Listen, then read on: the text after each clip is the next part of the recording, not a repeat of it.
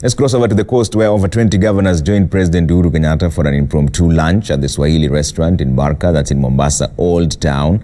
The leaders who were in State House, Mombasa, for a meeting with the president are said to have discussed a number of issues, including implementation of various projects in their counties, as well as strengthening devolution. Murang'a Governor Mwangi wa Iria, who was part of the governors who attended yesterday's meeting at State House, said plans have been elaborated on how county governments will work closely with the national government on key areas that the president touched on earlier on in the week towards sustainable development and the implementation of the Big Four. Tumekuja tu kwa sababu Laiza alikuwa upande huu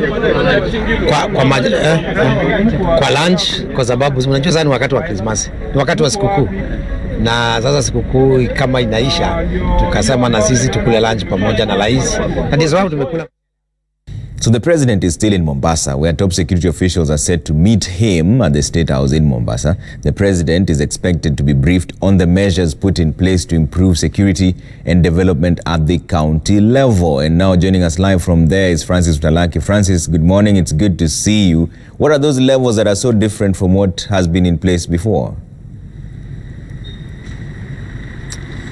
Well, very good morning, Trevor. And so many things that we're looking at today with regard to the meeting with the president and the top security officials who have been meeting here in Mombasa for the last 2 days.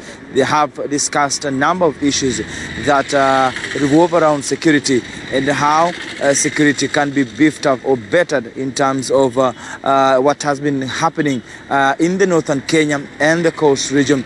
One of the priorities and the president will be looking at is how the security apparatus have made their plan to fight the criminal gangs here in Mombasa and other cities, as well as the fight against terrorism that seems to be the biggest challenge in counties such as Garissa, Mandera, Wajir, and in Lamu. Those are some of the sentiments that were made by the security officials. But of course, a number of issues were discussed yesterday when the DCI arrived and made his proposal on a number of measures that needs to be put forward and needs to be considered. And so we expect the president to touch more matters to do with security and how he expects the men and women who have been given the responsibility of safeguarding the nation, how they're going to operate, the coordination that is going to be among the many multi-agency teams that are working within the security agencies. And also we expect what the president talked some 3 days ago in terms of his plan for 2020, how the Minister of Interior, led by Dr. Fred Matiang'i, who is also the chairman of all the government projects that are spearheaded by the national government, in terms of how they're going to implement this, and some of the concerns that were raised by President Uhuru Kenyatta 3 days ago at State House here in Mombasa.